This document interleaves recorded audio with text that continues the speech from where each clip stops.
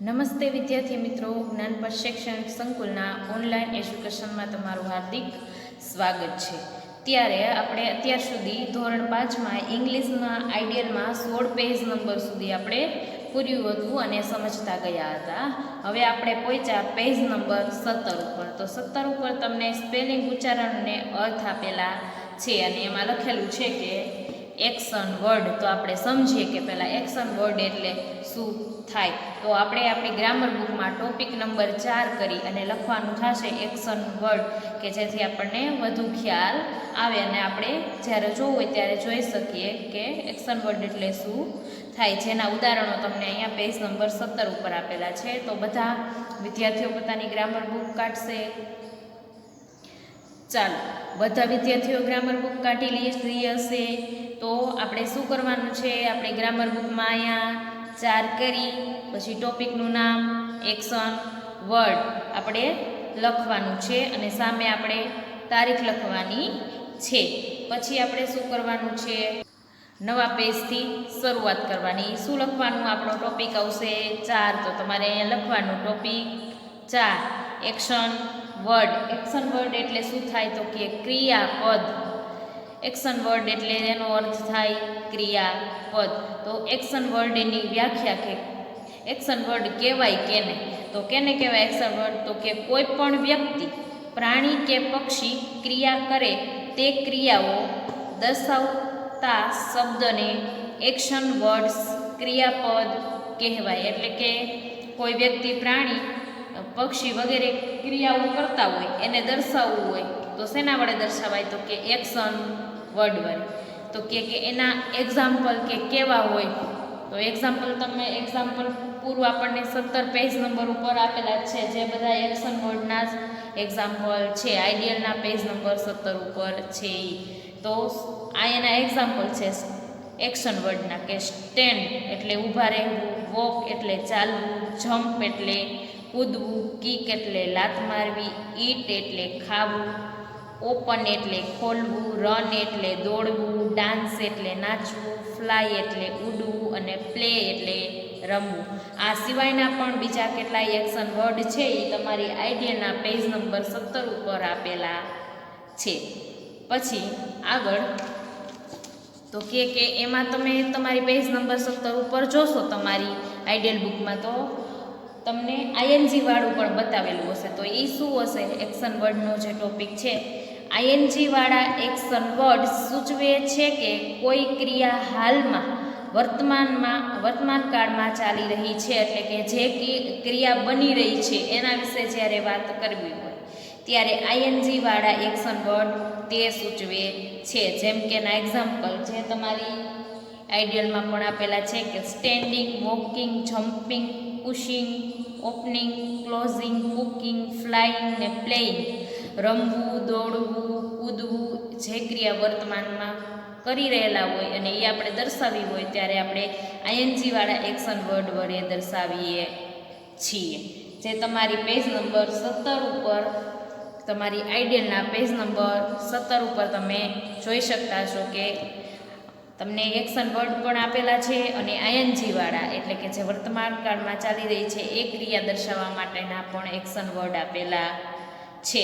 તે પછી આપણે જો નીચે જોઈએ તો આપણને અહીંયા નીચે આપેલું છે તમારી આઈડિયલ બુકમાં કે રોજિંદી અથવા ટેવવશ થતી ક્રિયાઓ દર્શાવવા માટે એક્શન વર્ડના સાદા વર્તમાન કાળના રૂપનો ઉપયોગ થાય છે। તો આપણે અહીંયા હવે કયો કાળ શીખવાનો થશે, તો કે સાદો વર્તમાન કાળ, કે જે તમારે આગળના ધોરણમાં પણ આવી ગયો હશે, પણ હવે થોડુંક આપણે એમાં ડિટેલમાં સમજીશું કે સાદો વર્તમાન કાળ એ છે શું।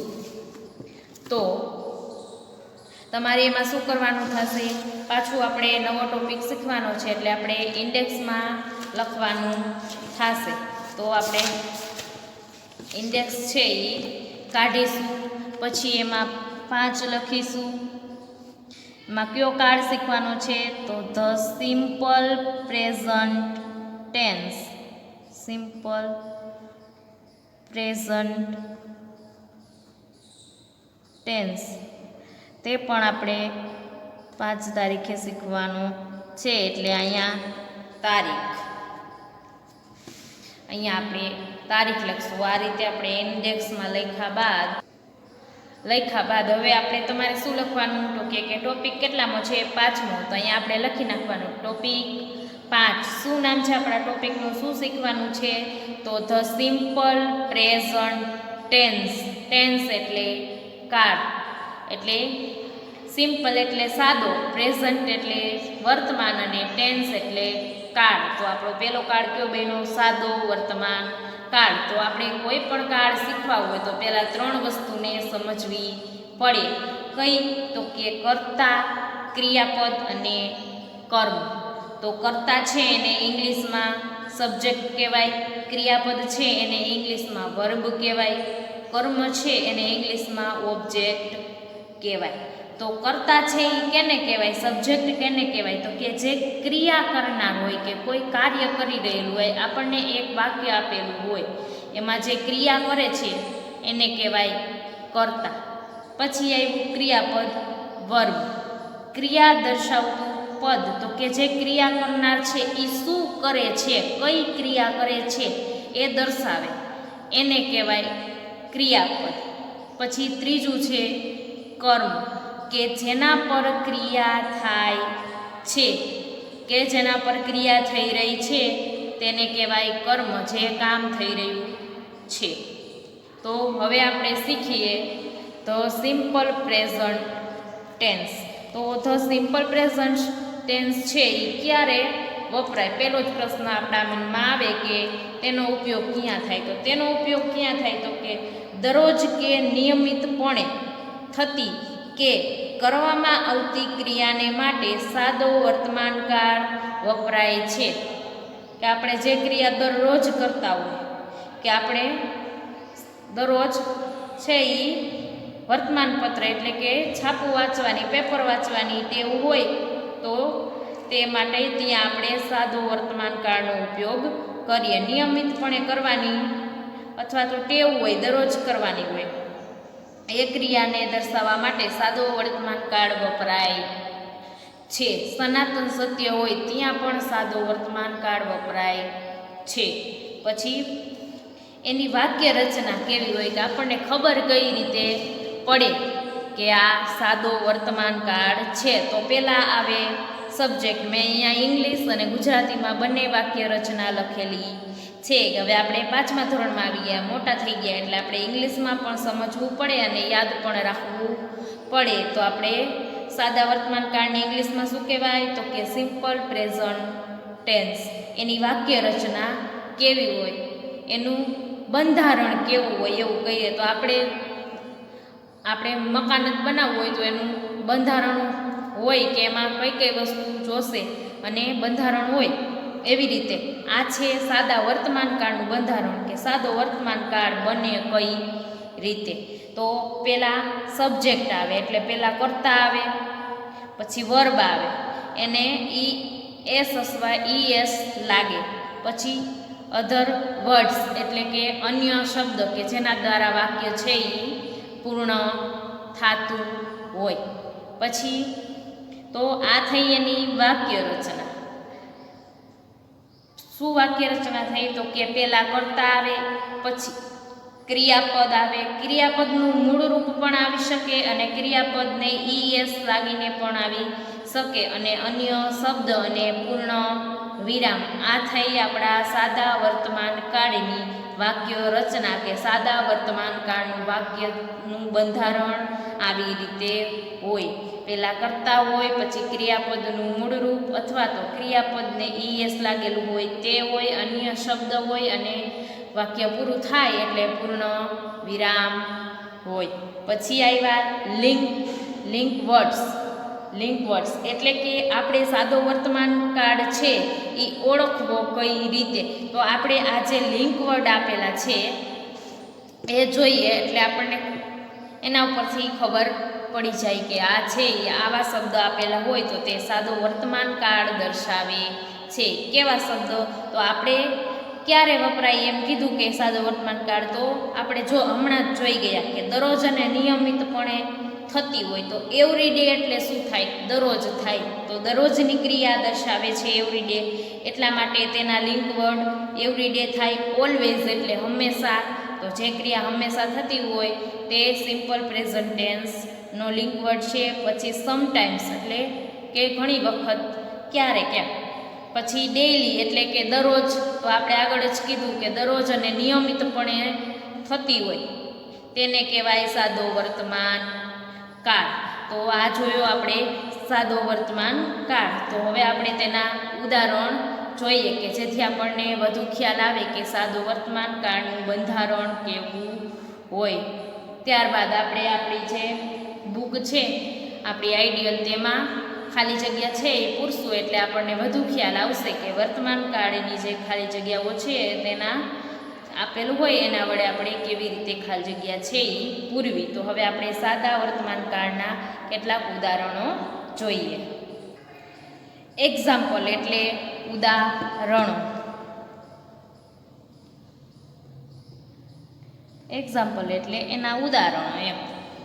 તો પેલું જ ઉદાહરણમાં તમે જોઈ શકતા, તો સામે ગુજરાતી પણ લખેલું છે કે આઈ ગો ટુ ટેમ્પલ પૂર્ણ વિરામ. વાક્ય પૂરું થાય ત્યાં પૂર્ણ વિરામ ફરજિયાત આવે. જો વાક્ય અધૂરું હોય અને આગળ કંઈક કહેવા માંગતું હોય તો અલ્પ વિરામ આવે. તો આઈ ગો ટુ ટેમ્પલ એટલે કે હું મંદિરે જાઉં છું. તો આપણે જે આપણી જોઈ એ પ્રમાણે જ છે, એ પ્રમાણે જ આપેલું છે કે પહેલાં સબ્જેક્ટ છે, પછી વર્બ છે, અને પછી અધર વર્ડ્સ એટલે પેલા કર્તા થયું. આઈ એટલે કર્તામાં કોણ આવી શકે? તો કે આઈ, હી, સી, ઈટ, વી, યુ એ બધા કર્તા છે. તો અહીંયા કર્તા આવે પહેલાં, એમાં એ બધા કર્તા આવી શકે. તો આઈ છે એ કર્તા છે. પછી આપણે વર્બ એટલે કે ક્રિયાપદ, તો ગો છે એ ક્રિયાપદ થયું. અને અન્ય શબ્દ ટુ ટેમ્પલ વાક્યને પૂર્ણ કરવા માટે ટુ ટેમ્પલ અને પૂર્ણ વિરામની નિશાની. તો આપણું સાદા વર્તમાન કાળનું વાક્ય સાચું છે. આ જોઈ અને આપણને ખ્યાલ આવી જાય. એવી રીતે આપણે બીજું જોઈ તો કે એમાં પણ આઈ તો કરતા આવ્યો આગળ, પછી રીડ ક્રિયાપદ આવ્યું, પછી અ ન્યૂઝપેપર એટલે કે અન્ય શબ્દ આવ્યા.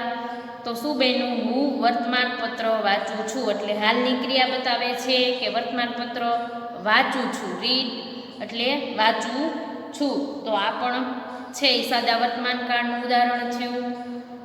પછી ત્રીજું, વી લીવ ઇન અહેમદાબાદ અમે અમદાવાદમાં રહીએ છીએ. તો વી છે એ કર્તા થયું.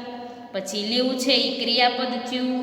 ઇન અહેમદાબાદ અન્ય શબ્દ થયું અને પૂર્ણ વિરામની નિશાની કે અમે અમદાવાદમાં રહીએ છીએ એટલે હાલની વાત કરે છે કે અમે અત્યારે અમદાવાદમાં રહ્યા છીએ એટલે તે તેનું વર્તમાન થયું એટલે સાદો વર્તમાન કાળ. પછી ચોથું, પીપલ સેલિબ્રેટ દિવાળી એટલે કે લોકો દિવાળી ઉજવે છે. તો આવ્યું પહેલાં કરતા, પછી આવ્યું ક્રિયાપદ અને પછી આવ્યો અન્ય શબ્દ કે લોકો દિવાળી ઉજવે છે. તો થઈ ગયું એવી રીતે પહેલાં સબ્જેક્ટ, પછી વર્બ અને પછી અધર વર્ડ્સ. તો હવે તમને આ ઉદાહરણ જોઈ અને ખ્યાલ આવી ગયો હશે કે સાદા વર્તમાન કાળના વાક્યો છે એ કેવા હોય. હવે આપણે જે સાદો વર્તમાન કાળ છે એના કેટલાક નિયમો હોય એ પણ જોઈ લઈએ. તો કે પહેલો નિયમ છે કર્તા એટલે કે સબ્જેક્ટ પછી ક્રિયાપદનું મૂળરૂપ આવે છે. તો પહેલાં કર્તા આવે પછી ક્રિયાપદનું મૂળરૂપ. તો આપણે આ પહેલું ઉદાહરણ જોયું એમાં જોઈ શકીએ કે પહેલાં કર્તા આવ્યું, પછી ક્રિયાપદનું મૂળરૂપ ગો આવ્યું. તો આ પહેલો નિયમ થયો. પછી બીજો નિયમ કયો છે? તો કે જ્યારે કર્તા હી, સી, ઈટ હોય ત્યારે ક્રિયાપદની પાછળ એસ અથવા ઈએસ લાગે છે. જ્યારે કર્તા હી, સી અને ઈટ ત્રણમાંથી એક હોય તો ક્રિયાપદ કોઈ પણ હોય તો એની સાથે એસ અથવા ઈએસ લાગે છે. આ નિયમો આપણે છે એ યાદ રાખવાના, જેથી આપણને ખાલી જગ્યામાં કઈ રીતે મૂકવું કે મૂળરૂપ મૂકવું કે ઈએસ લગાડીને મૂકવું તે આપણને ખ્યાલ આવે. પછી ત્રીજો નિયમ છે કે વર્બની પાછળ એટલે કે ક્રિયાપદની પાછળ જો ડબલ એસ, એસએચ, સીએચ, ઓ, એક્સ, ડબલ ઝેડ આપેલા હોય તો ક્રિયાપદને ઈએસ લાગે છે.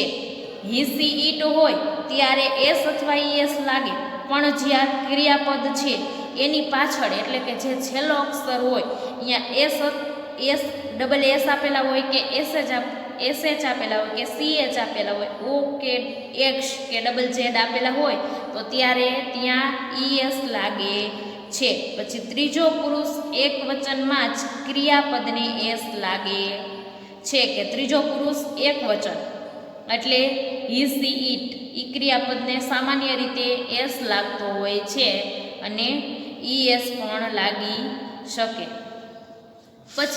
પછી આપણે ત્યાર પછીનો નિયમ જોઈએ તો કે વર્બની પાછળ વાય અને તેની પહેલાં વ્યંજન હોય તો વાયનો આઈ કરી અને ઈએસ લાગે છે. તો એક્ઝામ્પલમાં આપણે જોઈએ તો કે શું કીધું આપણને, વર્બની પાછળ વાય હોય તો આપણે આ ટ્રાયનો સ્પેલિંગ છે એમાં વાય છે તો તેની પહેલાં વ્યંજન હોય તો વાયની પહેલાં આર આવ્યો તો અહીંયા આર છે એ વ્યંજન છે તો શું કરવાનું કીધું છે તો કે વાય છે એનો આપણે આઈ કરી નાખવાનો અને ઈએસ લગાડવાનું. તો આપણે શું કર્યું, ટી આર પછી વાયનો આઈ કરી નાખ્યો અને ઈએસ છે એ લગાડી દીધું.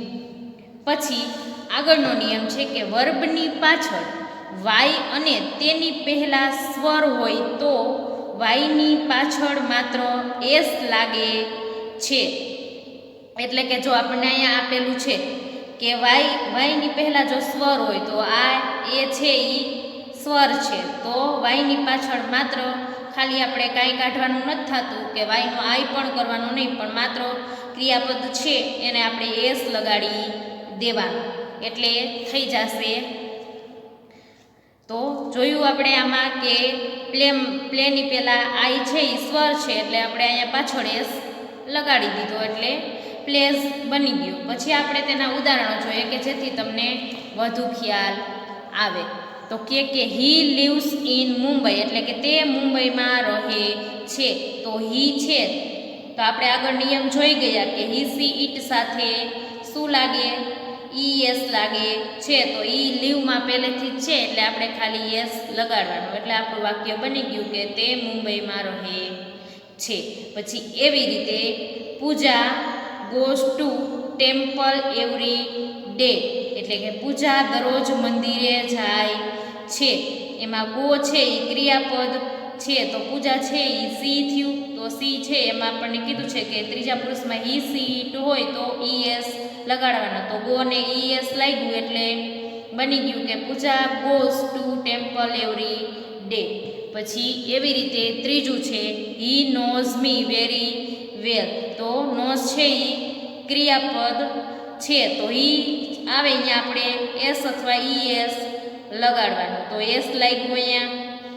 પછી my teacher teaches me English એટલે કે મારા શિક્ષક મને અંગ્રેજી શીખવાડે છે તો માય ટીચર એ કરતા થયું અને ટીચ છે એ ક્રિયાપદ થયું તો સીએચ આવ્યો તો એને શું લાગે, ઈએસ લાગે એટલે ટીચીસ બની ગયું. એવી રીતે આપણે પાંચમું ઉદાહરણ તો કે Akshay believes in fitness Akshay ફિટનેસમાં માને છે તો બિલીવ છે તો એને અક્ષય છે એ હીમાં આવે એટલે હી સીટને ઈએસ લાગે તો આપણે અહીંયા ઈએસ લગાડી લીધો એટલે બિલીવની જગ્યાએ બિલીવ્સ ઇન ફિટનેસ બની ગયું. તો હવે તમને વર્તમાન કાળના ઉદાહરણો જોઈ અને તેના નિયમો સમજી અને હવે આપણને આ કાળ છે એ સમજાઈ ગયો હશે. તો હવે આગળનો અભ્યાસ છે એ આપણે આના પછીના વિડીયોમાં કરીશું.